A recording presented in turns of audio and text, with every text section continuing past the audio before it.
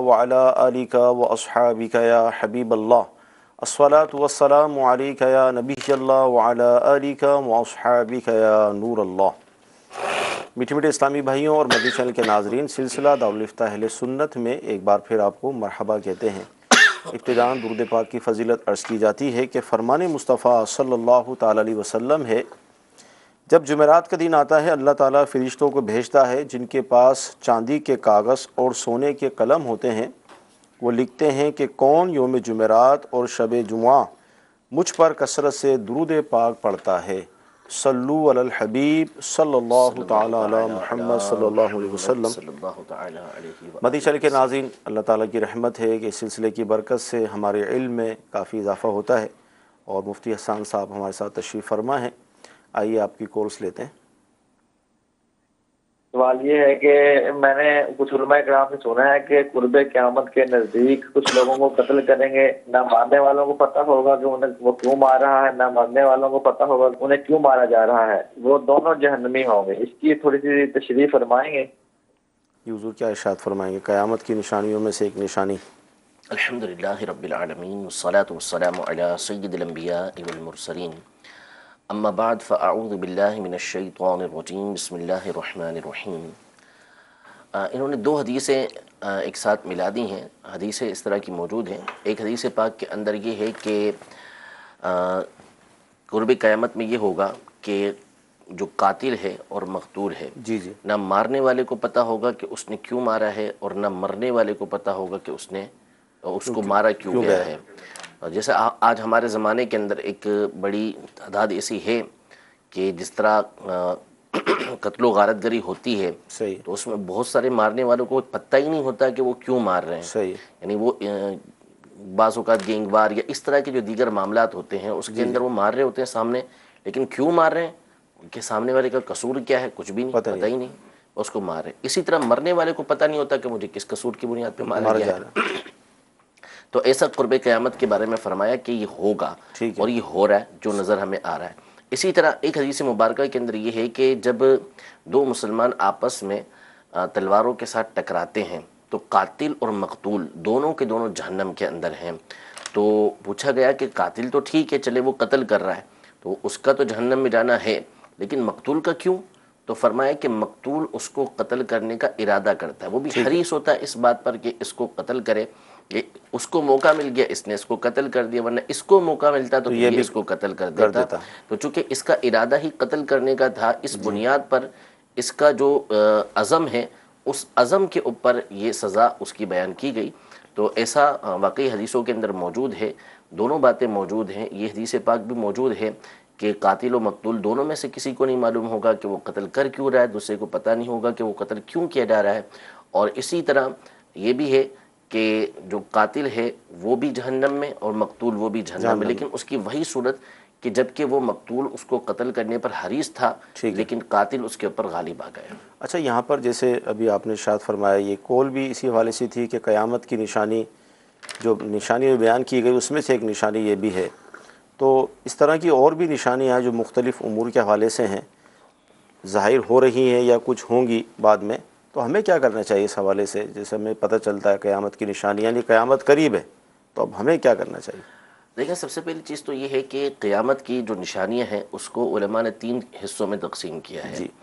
एक है कि वो जो क़यामत की आयात सुग़रा अलामत सुग़रा कहलाती हैं, यानी वो निशानियाँ कि जो बिल्कुल इब्तिदा के अंदर ज़ाहिर हो गई, बड़ी बड़ी निशानियाँ, भले वो बड़ी हों अपने एतबार से लेकिन इब्तिदा में ज़ाहिर हो गई तो उसको अलामत सुग़रा कहा जाता है।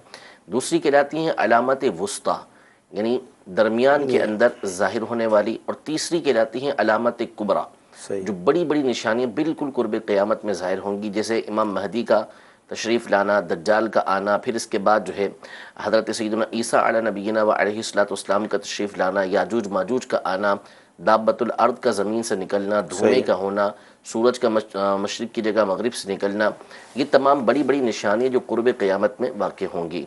उलमा ये इरशाद फरमाते हैं कि अलामत सुग़रा तकरीबन हो चुकी हैं, अलामत वुस्ता के दौर से हम गुज़र रहे हैं। ठीक है कि वो अलामात के जो हुज़ूर अलैहि सल्लम ने बयान की उसमें से बहुत सारी हमारे ज़माने के अंदर ये ज़ाहिर होती जा रही हैं और क़ुर्ब क़यामत के अंदर जो है वो बड़ी बड़ी निशानियां ये भी ज़ाहिर होंगी जो बिल्कुल क़यामत के क़ुर्ब का बता देंगी। अब रहा मामला ये कि हमें क्या करना चाहिए इस हवाले से, तो देखें क़यामत का जो इल्म है वो तो क़तई तौर पर अल्लाह तबारक व तआला ही के पास है, और अल्लाह तबारक व तआला अपने अंबिया किराम अलैहिमुस्सलाम में से जिसको चाहे अता फ़रमाए और उनके वसीले से जिस वली को, वली कबीर को, औलिया किबार को अल्लाह तबारक व तआला अता फ़रमाना चाहे तो अता फ़रमाता है।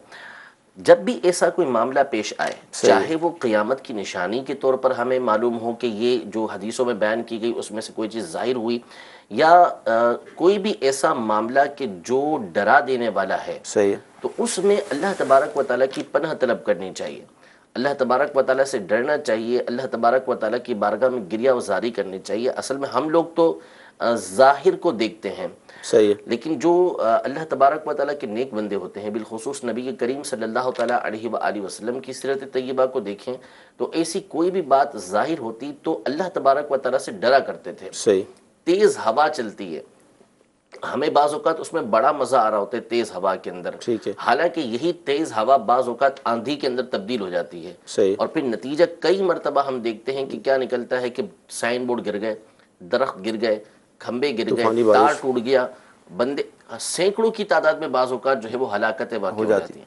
ये दुनियावी एतबार से हलाकतें वाक़ हुई, अब इनका अंजाम क्या हुआ ये अल्लाह तबारक व तआला बेहतर जानता है कि पता नहीं किसका ईमान पर खात्मा हुआ, पता नहीं किसका अच्छा अंजाम हुआ, ये अल्लाह तबारक व तआला बेहतर जानने वाला है। तो तेज़ हवा में हमारे यहाँ तो बड़ा लुत्फ़ हासिल किया जा रहा होता है, लेकिन अल्लाह तबारक व तआला के नेक बंदे इसके पीछे दीगर मामलात को भी देख रहे होते हैं कि कहीं ऐसा तो नहीं कि ये अल्लाह तबारक व तआला का अज़ाब तो नहीं। सही, नबी करीम सल्लल्लाहु तआला अलैहि वसल्लम ऐसे मौके पर ये कैफियत होती थी कि घर के अंदर जाते, घर के बाहर तशरीफ़ लाते, अंदर जाते बाहर तशरीफ़ लाते, और इस बात का अंदेशा फरमाते कि कहीं अल्लाह तबारक व तआला का अज़ाब ना हो। तो ऐसी कोई भी निशानी ज़ाहिर हो, एक दफ़ा आवाज़ सुनी हुज़ूर अलैहिस्सलातु वस्सलाम ने, तो सहाबी रज़ी अल्लाह तआला अन्हु, ग़ालिबन सय्यदुना अबू अय्यूब अंसारी रज़ी अल्लाह तआला अन्हु थे, तो उनसे कहा कि तुमने आवाज़ को सुना? तो उन्होंने कहा कि नहीं। तो फरमाया कि यहूद की आवाज़ है कि जिनको कब्र के अंदर अजाब दिया जा रहा है, और हुज़ूर अलैहिस्सलातु वस्सलाम ने अजाब कब्र से पनाह मांगी। तो उसके तहत उलमा ने बयान फरमाया कि जब भी ऐसा कोई मामला बिलखुसूस पेश आए तो अल्लाह तबारक व तआला की पनाह तलब करनी चाहिए।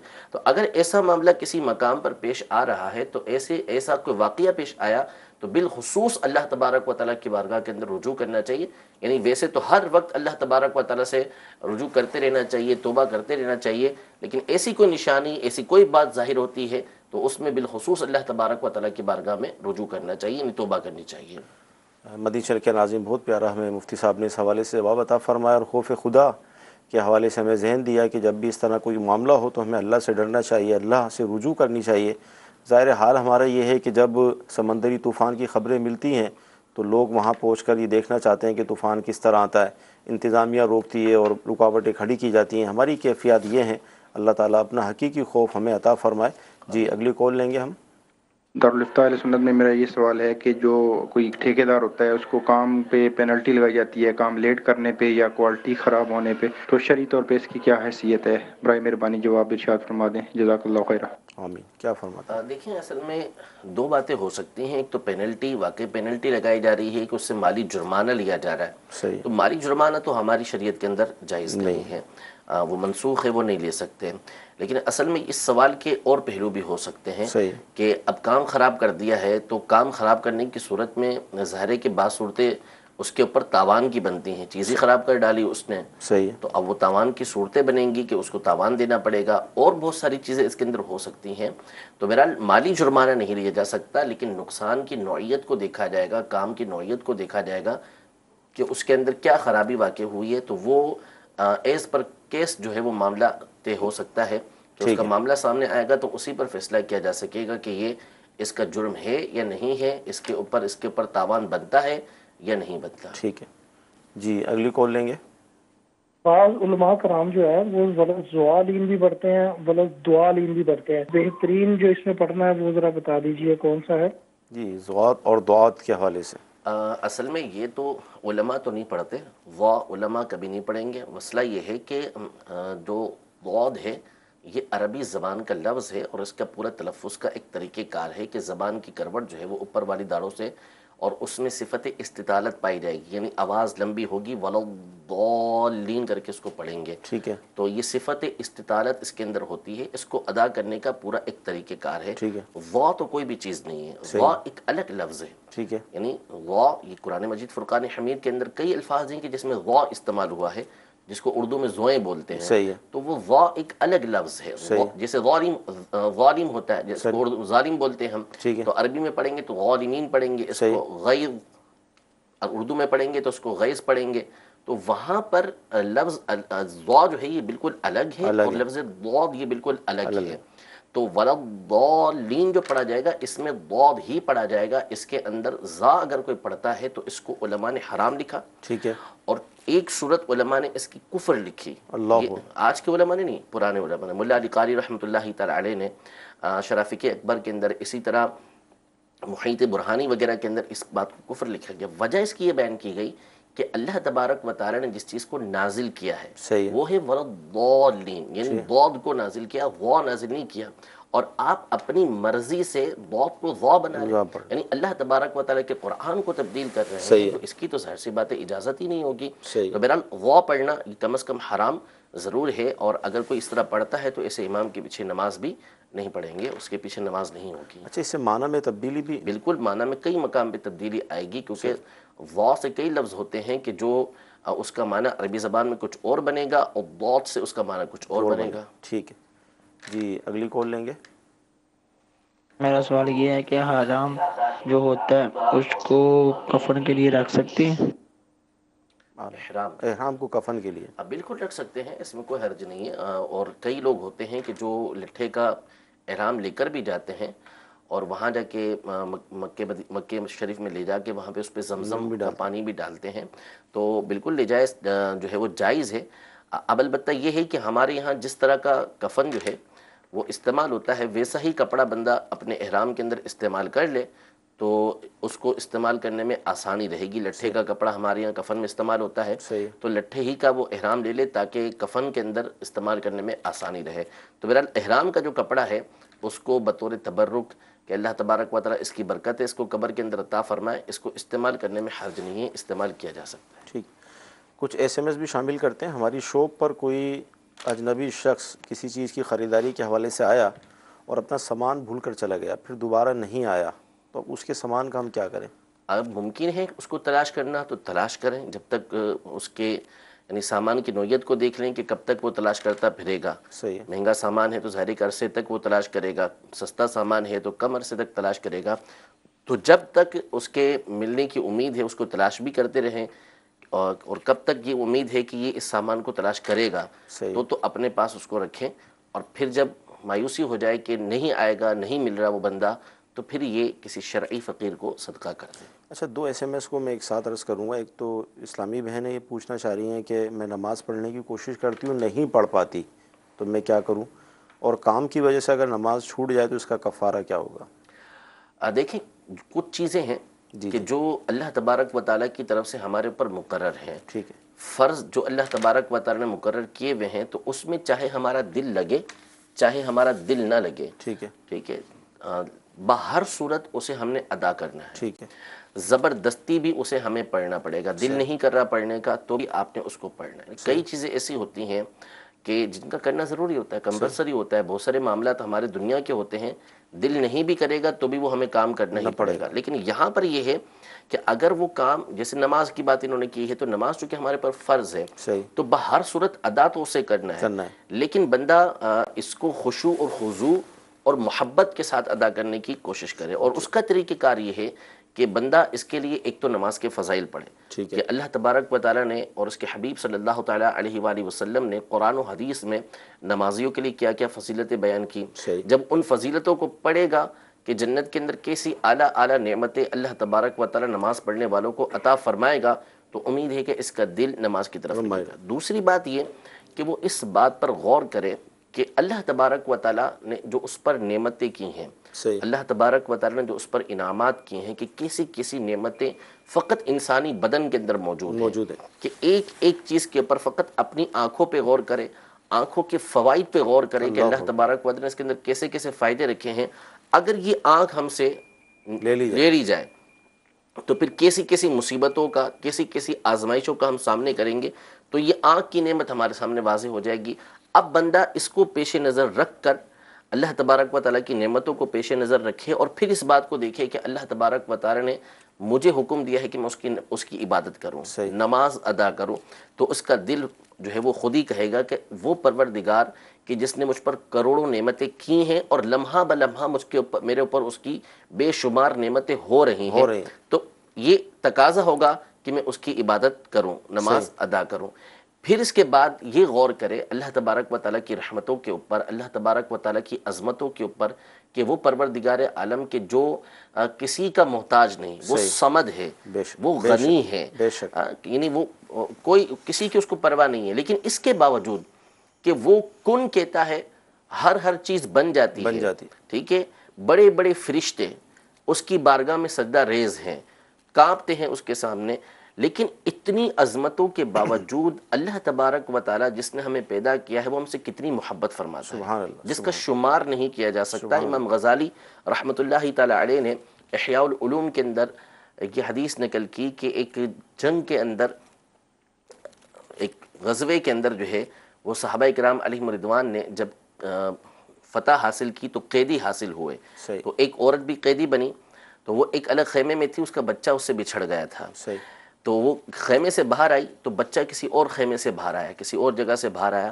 تو وہ دوڑتا ہوا بچہ اس کی ماں کے پاس گیا، اور ماں بھی اس کی طرف دوڑی اور اس کو اس نے سینے سے لگا لیا، خود لیٹ گئی اور بچے کو اوپر رکھ لیا۔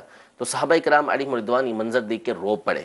نبی کریم صلی اللہ تعالیٰ علیہ وسلم اتنے میں تشریف لائے تو پوچھا کیا ہوا، تو واقعہ بتایا کہ ماں اس طریقے سے جو ہے وہ بچے سے محبت فرما رہی تھی، تو اللہ تبارک و تعالیٰ نے فرمایا کہ جتنی یہ ماں اپنے بچے پر مہربان ہے، اس سے بڑھ کر اللہ تبارک و تعالیٰ اپنے بندے کے اوپر رحم فرمانے والا ہے۔ اب اس تصور کو بندہ سامنے رکھے کہ اتنا عظیم رب کہ جس لیس کمثلہ شیء، اس کی مثل تو کوئی ہے ہی نہیں، تو اتنا عظیم رب ہم سے محبت فرمائے اور پھر وہ ہمیں اس بات کا حکم دے کہ نماز ادا کرو، تو بندی کی طبیعت اس نماز کی طرف مائل ہوگی۔ پھر اس کے اوپر یہ کہ اگر ہم نماز ادا کریں تو اللہ تبارک و تعالیٰ ہماری نمازوں کا محتاج نہیں، لیکن اس کے باوجود ہمیں انعامات عطا فرماتا ہے۔ تو ایسی باتوں پہ غور و فکر کرتے رہیں گے، پھر اچھے ماحول کو اختیار کریں گے، دعوت اسلامی کے مدنی ماحول سے وابستہ ہوں، نیک لوگوں کی صحبت کو اختیار کریں، نتیجہ یہ نکلے گا کہ انشاءاللہ تبارک و تعالیٰ نمازوں کی طرف دل لگنا یہ شروع ہو جائے گا۔ واقعی بہت پیاری بات مفتی صاحب نے ارشاد فرمائی کہ اللہ تعالیٰ کی نعمتوں کو اگر شمار کرنا چاہیں تو ویسے بھی شمار تو نہیں ہو سکتی، لا تعداد نعمتیں ہیں۔ دنیاوی طور پر بھی کوئی ہم پر ایک آدھ احسان کر دے، ہماری مشکل میں کام آ جائے، تو ساری زندگی ہم اس کا احسان مانتے ہیں۔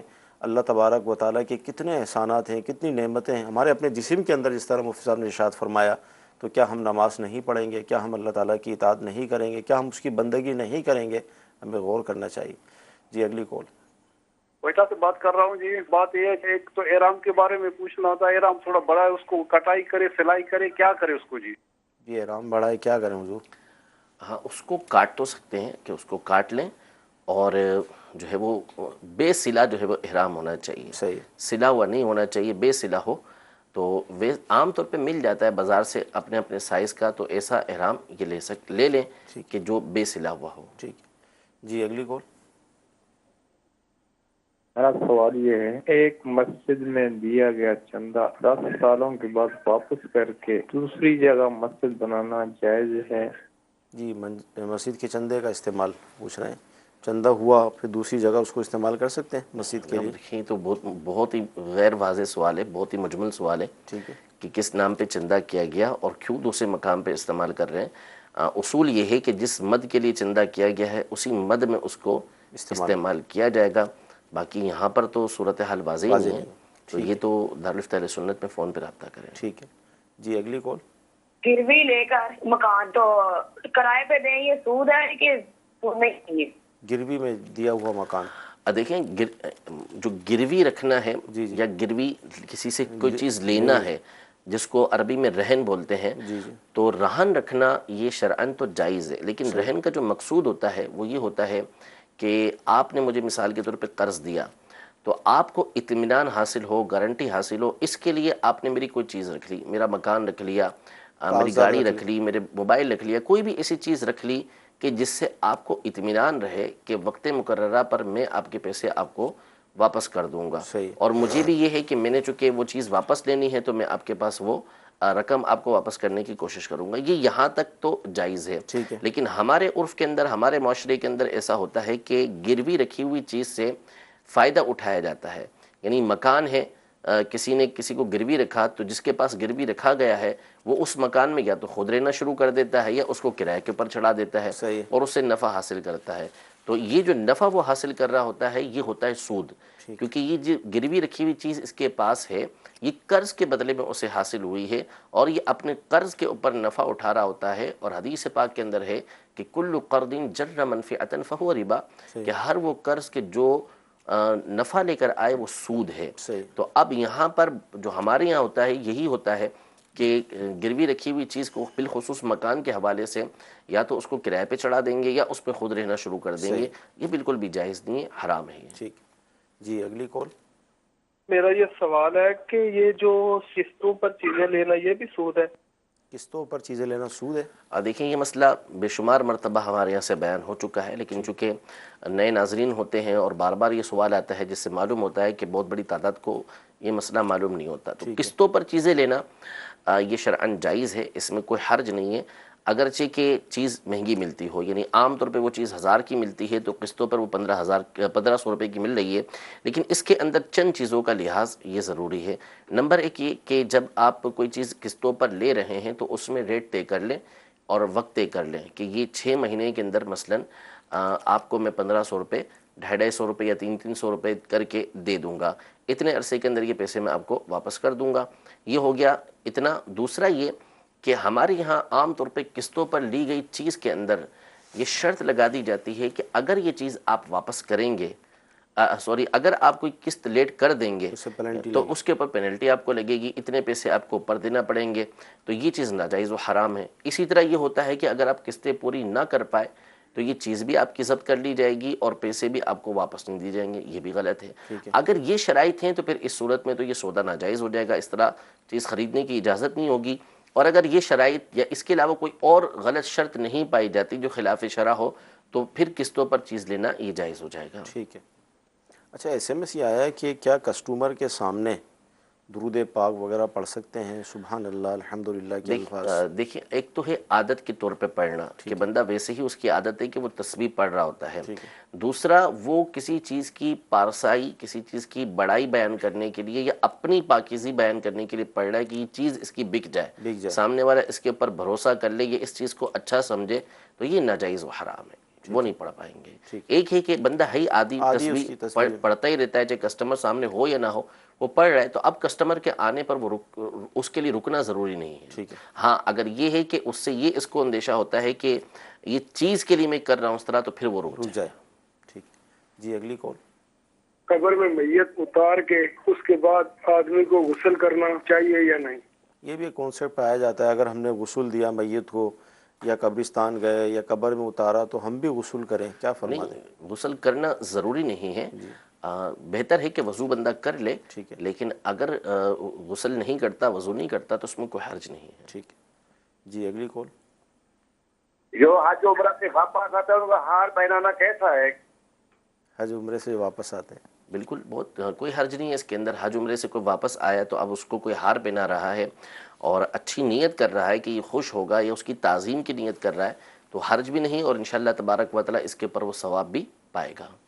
اچھا، اسلامی بہنوں کی طرف سے یہ سوال ہے کہ زوال کا وقت جو ہے وہ کتنا ہوتا ہے اور اس دوران قرآن کی تلاوت کر سکتے ہیں؟ دیکھیں ہمارے یہاں جو زوال کا وقت ہے عمومی طور پر جو زہوہ کبریٰ کا وقت ہے اس کو زوال کا وقت کہہ دیتے ہیں. حالانکہ زوال کا مطلب ہوتا ہے کہ زہوہ کبریٰ یعنی مکروہ وقت کا جو ہے وہ ختم ہو جانا، زائل ہو جانا. زوال کا مطلب کہ سورج اب ڈھلا ہے، زائل ہوا ہے.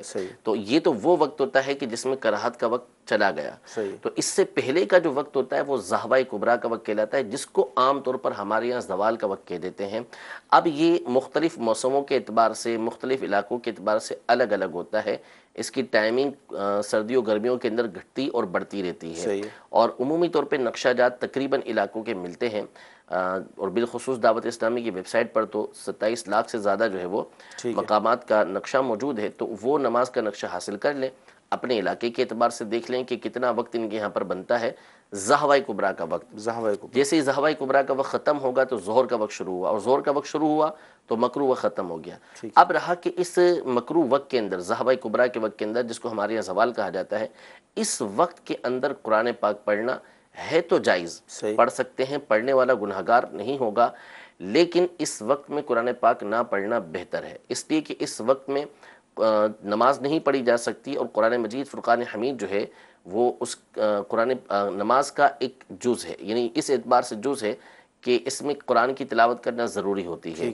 تو اس لیے علماء نے فرمایا کہ جس طرح کل نماز سے بچے, اسی طرح اس کے ایک جز سے بھی بچے کہ قرآن پاک اس وقت کے اندر نہ پڑھے. لیکن اگر کسی نے پڑھا تو پڑھنے پر گناہ نہیں, بہتر یہ ہے کہ اس وقت کے اندر قرآن پاک کی جگہ وہ تسبیحات پڑھے, درود شریف پڑھے, ان نیک کاموں کے اندر وہ مشغول ہے. جیسے ہی وقت نکلتا ہے تو قرآن پاک کی تلاوت شروع کر دیں. ٹھیک ہے جی, اگلی کال لیں گے. میں مقصود اولیاء لاہور سے محمد اشرف محمود اتاری عرض کر رہا ہوں. میرا سوال یہ ہے کہ جب بھی میں نماز پڑھتا ہوں تو مجھے یہ بھول جاتا ہے کہ میں نے 2 سجدے کیے ہیں یا 1 سجدہ کیا ہے. اس صورت میں میری نماز کے بارے میں کیا احکام ہوں گے؟ بھول جاتے ہیں, وسوسوں وغیرہ کا شاید لگتا ہے. دیکھیں اس میں ظن غالب پر یہ اعتبار کریں گے کہ جہاں ان کا دل جمتا ہے اس کا لحاظ کریں گے, کہ اگر دل اس پہ جمتا ہے کہ 2 سجدے کیے ہیں تو 2 کا لحاظ ہوگا, 1 سجدے پر دل جمتا ہے تو 1 کا لحاظ ہوگا. ٹھیک ہے جی, اگلی کال. ایسا بچہ جو مردہ پیدا ہوا, آیا کہ اس کا نماز جنازہ اور غسل وغیرہ کا کیا معاملہ کیا جائے گا؟ بچہ اگر جی, جو بچہ مردہ ہی پیدا ہوا, یعنی سرے سے اس کی جو آدھا جسم بھی جو ہے وہ زندہ نہیں نکلا ہے, تو پھر اس صورت میں تو اس کا نماز جنازہ نہیں ہے, اس کو کپڑے میں لپیٹ کر جو ہے وہ گڑھے کے اندر دفن کر دیجیے. ٹھیک ہے جی, اگلی کال. مسجد ہے, اس میں شیشے کے دروازے لگائے جاتے ہیں آج کل, تو جب بندہ نماز پڑھتا ہے تو اس کے سامنے بندے کی تصویر نظر آتی ہے, کیا اس سے نماز ہو جاتی ہے؟ شیشے وغیرہ جو ہوتے ہیں اس میں عکس اپنا نظر آتا ہے. جی, کیا فرما دیں؟ اس میں دیکھیں چند صورتیں ہیں. اصل تو شیشے کے سامنے نماز پڑھنا ویسے ممنوع نہیں ہے. شیشے کے سامنے اگر کسی نے نماز پڑھی تو نماز تو اس کی ہو جائے گی. یہاں پر جو مسئلہ ہے وہ مسئلہ ہے نماز کے اندر توجہ بٹنے کا. ٹھیک ہے, کہ اگر شیشے کے سامنے بندہ نماز ادا کرے گا تو اس کی توجہ بٹے گی. اور اس کے بارے میں پھر علماء نے یہ بیان فرمایا, تفصیل یہ لکھی اس کی, کہ وہ اتنے فاصلے پر اگر کھڑا ہوا ہے کہ جو خاشعین کی نماز ہوتی ہے کہ وہ سجدے کی طرف اپنی نظر رکھے گا تو اس کا دائرہ جو ہے وہ 3 صفوں تک پھیلتا ہے. یعنی بندہ جب نیچے کی طرف دیکھتا ہے, نظر کا یہ اصول ہوتا ہے کہ اگر رکھی جائے تو اس کا پھیلاؤ ہوتا ہے, تو جب وہ سجدے کی طرف نظر کرے گا تو 3 صفوں تک اس کی نظر پھیلتی ہے. تو اگر اتنی دور پڑ رہا ہے تو ظاہر ہے کہ شیشے کی طرف اس کی نظر نہیں پڑے گی, تو اس میں اصلاً حرج نہیں ہوگا. اور اگر قریب بھی پڑ رہا ہے لیکن اس کی توجہ بٹتی نہیں ہے تو اس صورت میں نماز میں اصلاً کوئی حرج نہیں ہوگا. لیکن اگر اس کی توجہ بٹ رہی ہے کہ اس کو اپنا عکس نظر آ رہا ہے, اپنی صورت نظر آ رہی ہے, بار بار اس کی طرف متوجہ ہوتا ہے, تو یہ خلاف اولا ہے.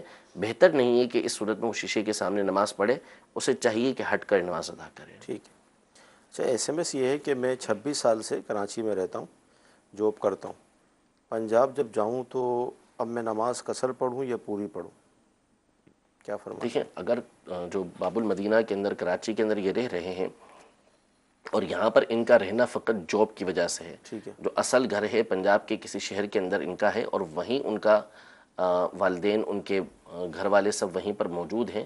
یہاں باب المدینہ میں آتے ہیں یا فیملی بھی یہاں پر موجود ہے, لیکن یہاں پر فقط جاب کے لیے ٹھہرے ہوئے ہیں.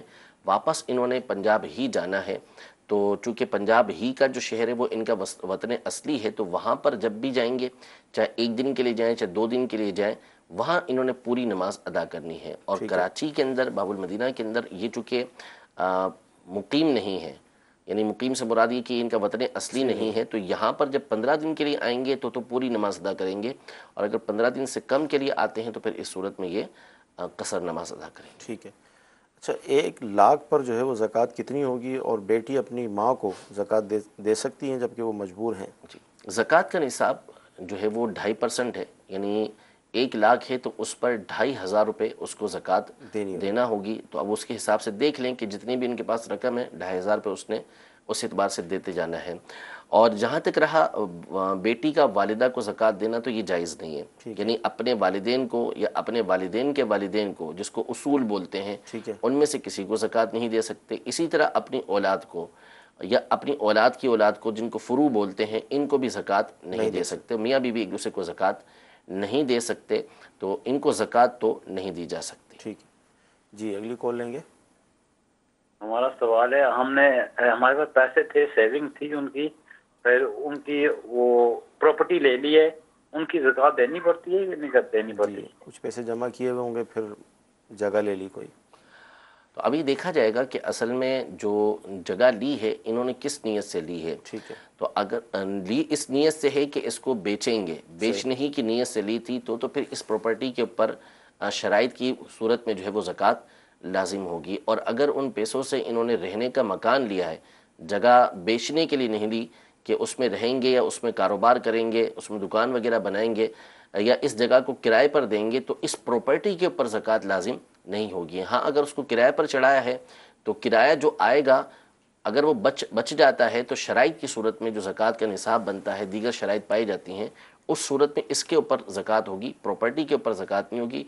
प्रॉपर्टी के ऊपर उसी सूरत में ज़कात होती है जब को उसको बेचने की नीयत से ख़रीदा हो। अच्छा, इतने अरसे जो इनके पास रही सेविंग जमा करके रखी जी, अब वो क्या होगा? वो तो ज़कात लाजिम होगी। अगर वो साल गुजर चुका, शराइत ज़कात की पाई गई, तो उस रकम के ऊपर तो ज़कात इनको देनी है। ठीक है जी, अगली कौन? इमरान अब्बासी खारिया से बोल रहा हूँ। तो सवाल ये है कि अगर किसी बंदे से कोई इन्वेस्ट करते हैं पैसे, मिसाल के तौर पे 1 लाख रुपए देते हैं, तो वो कहता है महाना मैं आपको 10,000 देता हूँ, 8,000 देता हूँ, 12,000, क्या ये जायज़ है या नहीं? क्या फरमाते हैं ये? देखिए, ये जो सूरत हाल बता रही हैं उमूमी तौर पर सूद की सूरत होती है, ये सेविंग नहीं होती है। हमारे यहाँ आम तौर पे ये चीज़ होती है कि मैंने आपको कर्ज दे दिया, मेरे 1 लाख रुपए ये महफूज रहते हैं और उसके ऊपर महाना कोई ना कोई मुझे अमाउंट मिलती रहती है, तो ये तो बन जाएगा सूद सीधा सीधा कि कर्ज दिया, कर्ज के ऊपर नफ़ा हासिल हो रहा है। और अगर सेविंग ना भी हो, कर्ज ना भी हो, नफ़े नुकसान ही की बुनियाद पर इस तरह कर रहे हैं, तो भी जाहिर सी बात है कि इस तरह रकम मुकर्रर कर लेना ये तो जायज़ नहीं है। और फिर नुकसान का आम तौर पे तज़किरा होता ही नहीं कि क्या होगा, तो इस सूरत में भी ये नाजायज़ होगा। तो इसका तरीक़ेकार यही होता है कि जब भी आपको इस तरह की इन्वेस्टमेंट करनी हो या कारोबार किसी के साथ मिलकर करना हो, तो फिर आप शरई रहनुमाई ले लें, उसकी शराइत मालूम कर लें कि किस अंदाज़ में जो है वो कारोबार के अंदर शराकत ये इख्तियार की जाए। वरना उमूमी तौर पे जो सूरत हाल होती है, ये जो भाई बता रहे हैं, ये तो नाजायज़ सूरत हाल है। जी, अगली कॉल लेंगे। तो आपकी बारगाह में ये सवाल है कि आम लोगों में ये जो है ना बात आ जाए कि अगर औरत का निकाह ना हो तो उसका जनाजा जायज़ नहीं होता, तो बराए मेहरबानी जो है ना आप शरई रहनुमाई फरमा दें। और एक सवाल ये भी है कि अगर औरतें शादी ना करना चाहें अपनी मर्जी से, तो क्या उनको इजाज़त है? ये तो बड़ी अजीब सी बात इन्होंने की। देखिए, वैसे मशहूर है ये जी, बहुत सारी बरादरियों के अंदर इस तरह के मामलात मशहूर हो जाते हैं, ये बिल्कुल गलत बात है। सही। शरीयत मुतहरा ने मखसूस अफराद के अलावा मुसलमानों में सही मखसूस चंद अफराद हैं जिनके नमाज जनाजा पढ़ने से मना किया है कि इनका नमाज जनाजा नहीं पढ़ा जाएगा, बाकी इनके अलावा हर एक का नमाज जनाजा पढ़ना ये फ़र्ज़ किफ़ाया है, ज़रूरी है। हत्ता कि ख़ुदकुशी करने वाले का भी नमाज जनाजा पढ़ना ये ज़रूरी है कि जिस तक उसके इंतकाल की इत्तला पहुँची है, उनमें से अगर बाज़ ने भी पढ़ लिया तो ये फ़र्ज़ किफ़ाया अदा हो जाएगा। और अगर किसी ने भी अदा नहीं किया तो जिस तक इत्तला पहुँची है वो सारे के सारे गुनाहगार होंगे। यानी बाज़ मुसलमानों ने अदा कर लिया, किसी भी बाज़ ने, तो नमाज जनाजा अदा हो गई, सबसे फ़र्ज़ किफ़ाया उतर गया। और अगर किसी ने भी नहीं पढ़ी तो जिसको इत्तला मिल चुकी थी वो सारे के सारे गुनाहगार होंगे, उस पर तौबा करना होगी। तो कवारी लड़की या कवारा मर्द, इनमें से जो इंतकाल कर जाए, तो शरीयत मुतहरा ने हरगिज़ इस बात को बयान नहीं किया कि इनकी नमाज जनाजा नहीं पढ़ी जाएगी, बल्कि इनकी नमाज जनाजा पढ़ना ये फ़र्ज़ किफ़ाया है। ज़रूरी होगा कि ये वो अफराद नहीं हैं कि जिनकी नमाज जनाजा पढ़ने से मना किया गया। वालिदैन के कातिल से जो डाकू जो है वो डाका मारते हुए शहर के अंदर मारा गया, बागी हैं वो मारे गए, तो इन अफराद की नमाज जनाजा से मना किया गया है। बाकी कवारा मर्द या कवारी औरत जो है इसके नमाज जनाजा से मना नहीं किया गया, बल्कि इसकी नमाज जनाजा पढ़ना ये फ़र्ज़ किफ़ाया है। और जहाँ तक रहा औरत का निकाह ना करना, तो देखें اصل تو شریعت مطہرہ کو مطلوب ہے، نکاح پسندیدہ چیز ہے، ٹھیک ہے، اس لیے کہ نکاح ایک تو عبادت ہے جبکہ اچھی نیت کے ساتھ کی جائے، اور یہ ایک ایسی عبادت ہے کہ جس کے بارے میں فرمائے کہ جنت میں بھی ہوگی، یعنی جنت میں بھی اللہ تبارک و تعالیٰ حوروں سے یا دنیاوی عورت سے جو دنیا میں اس کی بیوی تھی یا دیگر کسی عورت سے نکاح کروائے گا تو اس کو عبادت قرار دیا گیا کہ یہ عبادت ہے۔ تو شریعت مطہرہ یہ انسان کی فطرت کے عین مطابق حکم دیتی ہے، تو انسان کے اندر چونکہ اللہ تبارک و تعالیٰ نے شہوانی خواہشات رکھی ہیں تو ان کو پورا کرنے کا ایک بہترین ذریعہ، ایک پاک ذریعہ جو ہے وہ نکاح ہے، شادی ہے۔ تو اب اگر کوئی عورت یا کوئی مرد مجرد رہتا ہے تو ایک بہت بڑا اندیشہ ہوتا ہے کہ وہ کبھی گناہ کے اندر نہ پڑ جائے، اپنے خیالات کو پاک رکھنا، صاف رکھنا، بچا کے رکھنا اس کے لیے بڑا مشکل ہوتا ہے۔